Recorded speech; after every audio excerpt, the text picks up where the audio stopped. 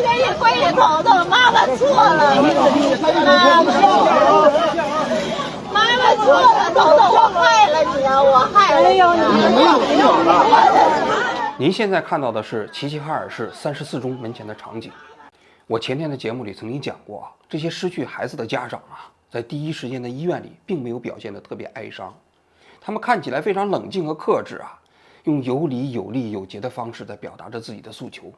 但其实啊，他们内心不是没有痛苦，不是没有哀伤，是来不及哀伤。他们还没有办法接受自己孩子已经离开的现实，还没有办法从这种震惊中间解脱出来，走出来。医生还在告诉他们，他们的孩子还在里面抢救，还有那么一丝丝希望。一旦啊，他们要从这种震惊的状态中间走出来之后啊，一旦他们要真的确认自己的孩子不在了，他们的那种悲伤啊，就会如排山倒海一般呼啸而来。他没把我扔下来给我老婆，我有丈夫呀，谁管我呀？我养了这3年了。我每活1秒我就痛苦啊！我不行，你们今天看我1天，你们都能看我10天，能看我100天。你还有个儿子呢？我有儿子了，我不能自己在那憋怎么当？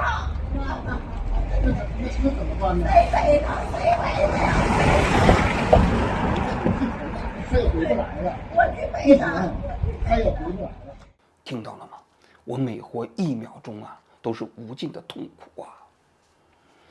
说句心里话，现在年纪大了，不太看得了这种场景，因为啊，你越是年纪大的时候啊，你就越能够理解啊，就是老年丧子或者中年丧子的那种苦痛。我上一期节目播出之后啊，有些人就在下面给我评论说：“他说王局啊，这个节目我实在看不下去了，因为实在太难受了，我自己也有孩子。”其实这种感受啊，我也有，但是呢，我们做新闻人呢，没有选择。为什么呢？因为我觉得啊，这些家长们他的痛苦啊，他们的苦难啊，如果我们要是不能把它呈现出来，他们就需要承担双份的痛苦。因为我们把他们这些苦难记录下来，呈现出来，实际上也是让他们有一个释放的渠道，让他们觉得啊，他们的痛苦啊被别人所感知到了，被别人记录下来了。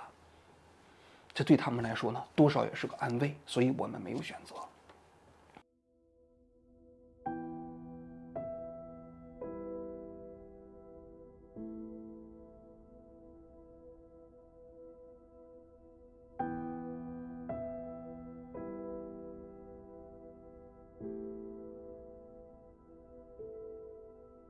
今天下巴出摊，想给孩子们烤点油边、牛肉串，带几瓶他们最爱喝的大窑和雪菲力。我呢也没有啥大能耐，就会整点烤串。孩子们啊，小姨也不知道你们愿不愿意吃，但是吃牛肉不长胖，你们多吃点。大窑和雪菲力呢，我也给你们拿的常温的。女孩子喝凉的容易肚子疼，你们下辈子啊，可别忘了家乡的味道。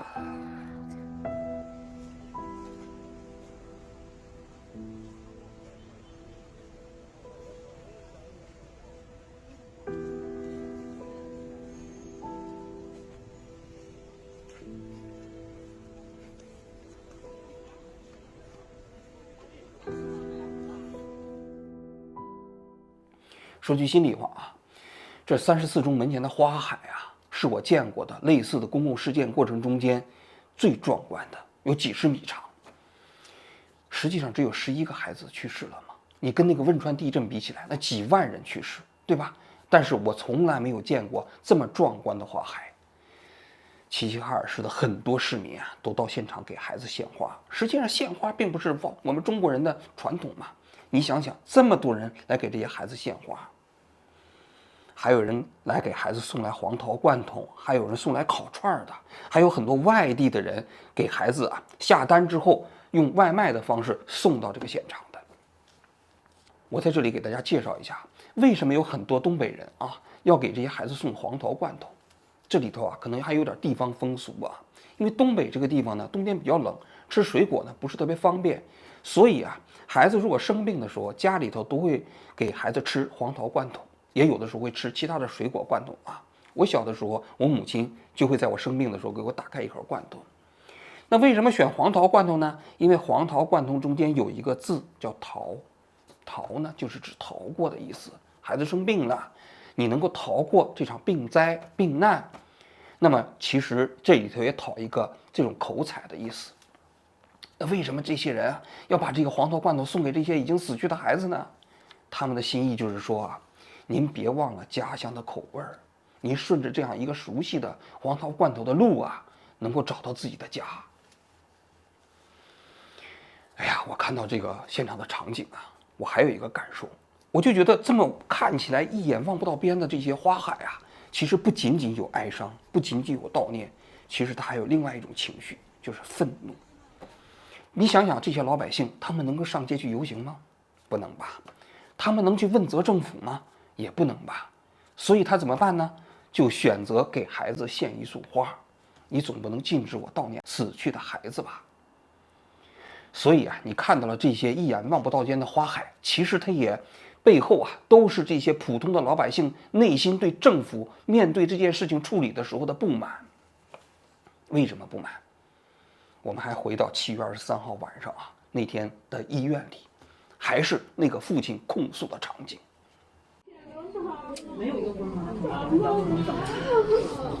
人大这事儿能不能解决？对不对？家里老人都不敢，老人都不敢告诉，知道吗？都心脏就刚植完架，今天上个月手完术啊，知道吗？知道，咱心情。让我们签字的时候，家里人老爸一直打电话，一个接一个。为啥不签字不让我们看孩子？再说了，现在领导，我告诉你，这个5点多钟，这绝对不给。人已经死亡的情况下，你就说吧，咱们政府领导光把公安整来了，公安全都来维护秩序。领导干啥呢？领导干啥来了？一个都没有了，一个来说话都没有。反过来，现在11点多了，我们驾驶让我们签字，大夫就告诉我们，你们签字，不签字不让你看人。警察来了干啥了？镇压来了，维持秩序来了。看到了吗？这些家长在医院等了6、7个小时，没有见到自己的孩子。当终于有工作人员出来的时候啊，手里拿着一份这个文件，让这个孩子的家长来签。签完这份文件啊，才能够让这些家长去辨认自己孩子的尸体。这是什么文件啊？我也专门咨询了一下啊。这个文件啊，一般来说就是死亡确认书，同时包含着这个遗体应该怎么处理的这一个文件。死亡确认书啊，这没问题，让家长来签字。你得知道自己的孩子死了，确认你自己的孩子死了，才让你见遗体。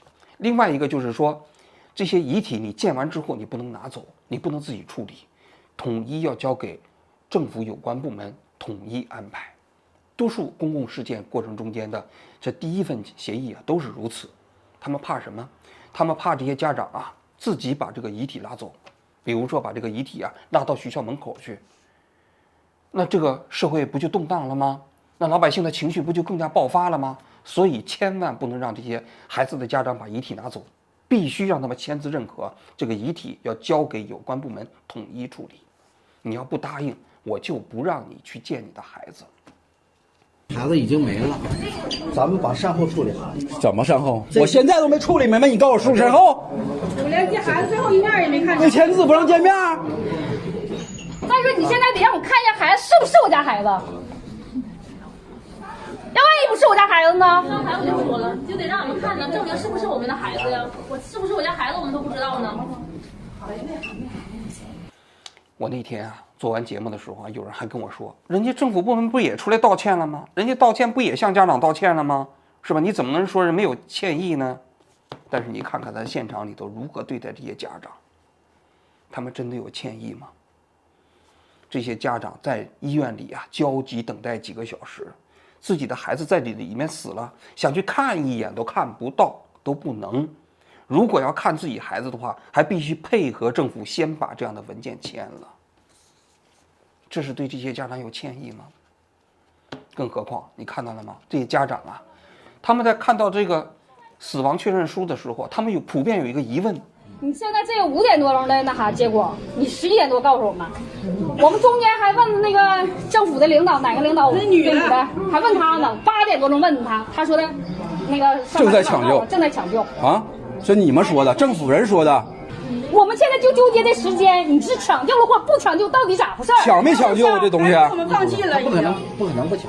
你不抢救的话，5点多就没了人。你现在告诉我们，让我们谁能理解了？肯定会，都说了的，到了就已经没有生命体征了，他抢救啥了？他告我，长官这5点多钟报告结果，他告我抢救6个小时。他告我抢救6个小时。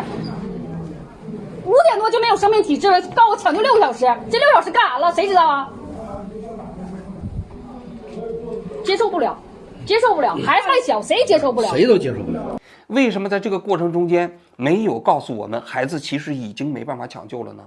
为什么我们在这个过程中间问你们的时候，你们一直在说孩子一直在抢救呢？这是我今天想要重点说的一个内容啊。我上一期节目做完之后啊，就有一个医生啊，就专门给我发了邮件，他说：“王局啊，我跟你讲啊，其实他做过很多类似的这种事件过程中间的抢救，他是一个医院的医生啊。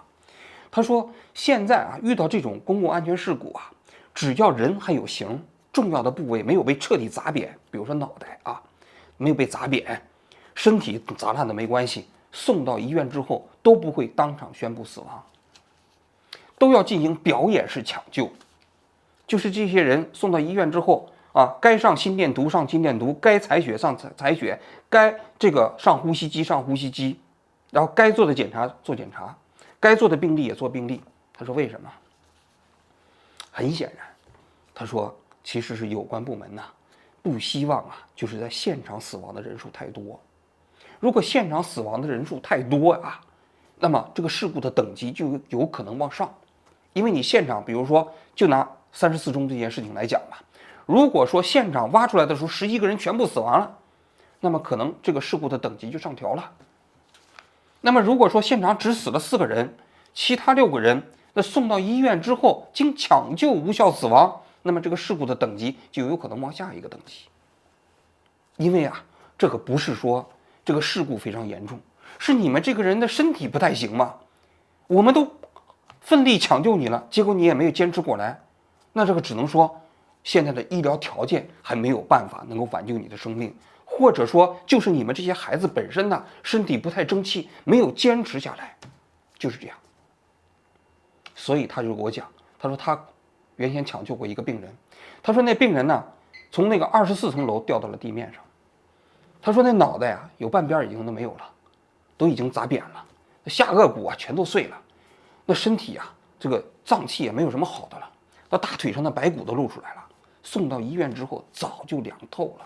但是呢，政府部门的人和医务处的人还在现场督导他们进行抢救。他说医院其实也有 KPI， 就是说平时也要做各种各样的检查嘛，遇到这种病人的时候，他们只要沾边的检查都会上。为什么？明知道没有用，但是他知道有人买单，这样的话医院也有点好处啊。但是他说实际上挺讽刺的，那人其实半个脑袋都没有了，还在那上呼吸机呢。这是第一点。第二点，其实还有一个非常重要的原因，就是这种表演式的抢救能够体现出政府部门在这个过程中间全力以赴，在救治，在进行善后处理。大家听到那个现场那政府工作人员反复说的一句话了吗？孩子已经死了，咱们现在更重要的是怎么处理好善后。善后听到了吗？他们更关心的是善后。这善后不是指你们家长的善后，是政府部门的善后，我怎么把它处理好了。如果我们展示足够的政府在善后过程中间的努力，那么他们之间的责任不就变小了吗？是已经到这个程度了，咱现在就是控制，把这个大事情咱们处理好。我姑娘13岁，你姑娘多大？你家孩子多大？你家孩子多大？我想问问。控制情绪啊！警察别说话了。情绪谁能控制了啊？警察。所以你能够理解那家长当时在现场情绪为什么那么稳定了吗？因为警察无时无刻在提醒他们。所以你看到了家长在现场，他没有办法接受这个现实，怎么办？就去到那医务处去问，但是医务处的人根本没人理他。咋呢？这块孩子不用拖了，就啥情况告诉我。门口，你是什么态度啊？有没有人？警察，带我出来一个！带我出来一个！那你就得让信儿，你这样高声死人，你告一声吗？说句心里话，我看到这段视频的时候，我觉得这个医院的人呢还算是有良心。为什么？因为啊，那个医院在他那个单子上写了5点钟的时候就已经没有生命体征了。如果那个医院的医生啊，要是良心坏一点，他可以写到抢救到11点，但是他们还是写了5点钟就没有生命体征了。其实把这个信息已经透露给家长了，他们又能怎么样？他们呢如何面对这个家长？所以啊，网上有些人就指责这些医生啊，我觉得指责医生没有用。为什么？因为医生他自己能够独立做这个决定吗？不能。政府部门让他这么处理，政府部门要求他这么做，他有能力跟政府部门对着干吗？没有。所以你看到这个家长找不到医生的时候啊，他们就去找这些现场的政府人员。这些人员都干什么呢？都在旁边的一个会议室里坐着呢。来，出来，来，你谁说算？啊，有没有说算的？现在都这猫干啥呀？好嘞，都谁说算？谁说算？来，这个你，谁说算？来，我给你找那医生。医生进去了不出来？先见他，孩子不能不让见他，这啥情况你得让见一看。得让看孩子啊，怎么能不让看孩子呢？然后呢？然后就没有然后了。在这个过程中，你能见识到这些官老爷们对普通老百姓的这种冷漠了吧？10几个孩子，市长、市委书记没有空吗？全国都知道了，深圳都他妈打电话了。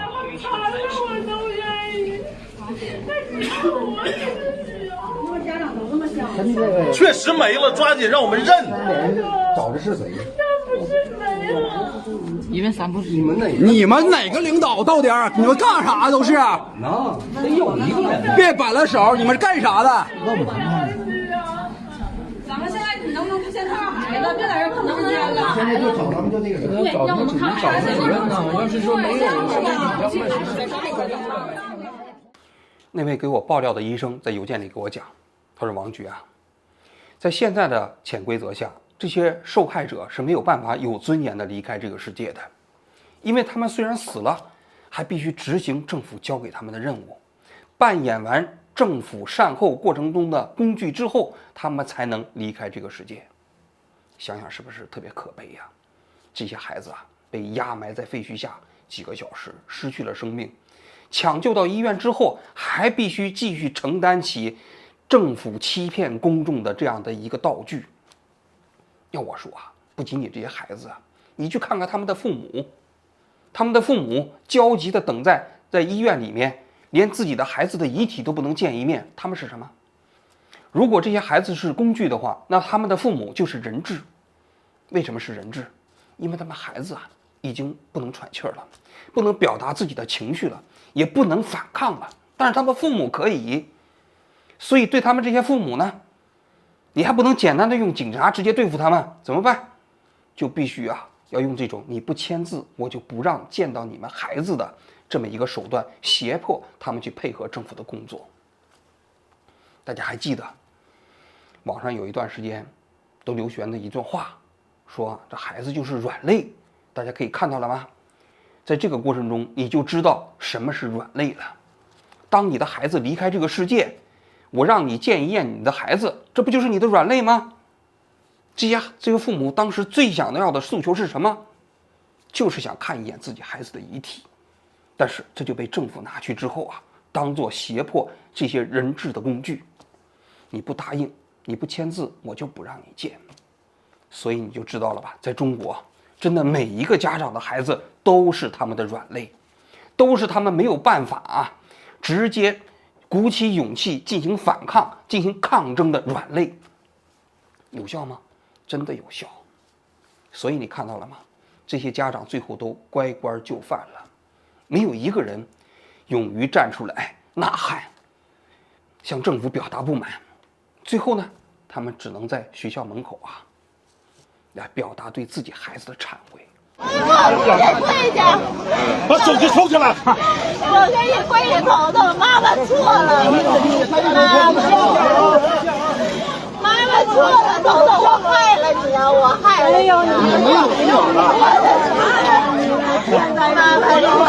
你，是他们自己做错了，他对不起孩子，把自己的孩子害了。如果不把孩子送到体育队，如果不让孩子去练排球，他们的孩子不就不会失去生命了吗？他们只会自责，不会他责，这就是中国的家长。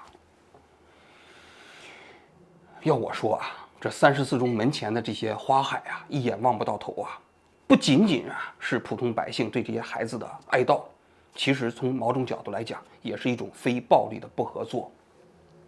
这是今天中国特有的场景，因为他们知道嘛，他们这个政府就是对他们不负责任，就是普通的百姓对他们难以约束，就是知道他们的这种道歉是假的，但是呢，他们没有办法，所以他们只能用通过哀悼孩子的方式来表达对政府的鄙视。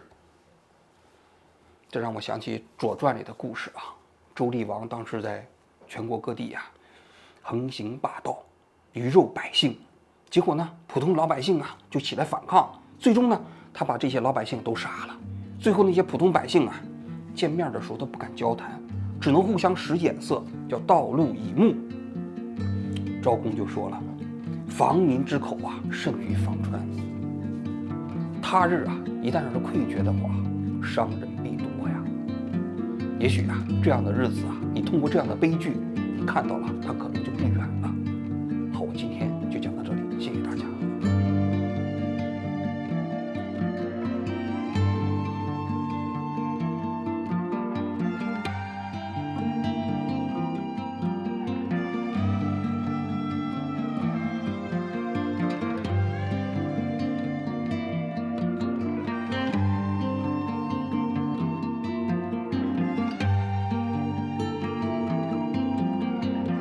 我姑娘13岁，你姑娘多大？你家孩子多大？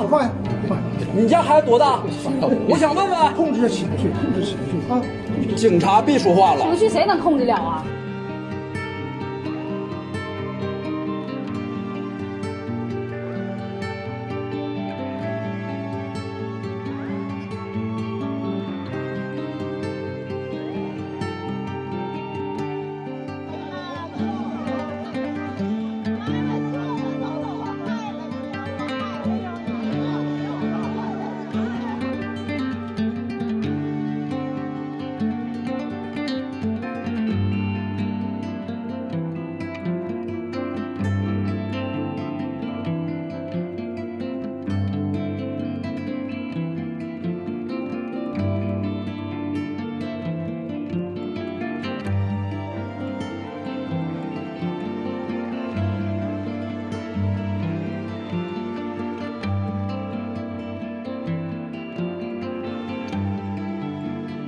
孩子，来看你来了。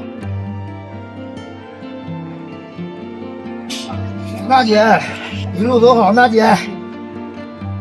下辈子还给你们当陪练，孩子。